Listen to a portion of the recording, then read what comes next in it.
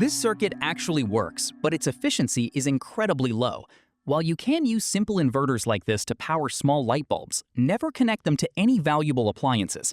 Many YouTubers sugarcoat these circuits to make them look way better than they actually are.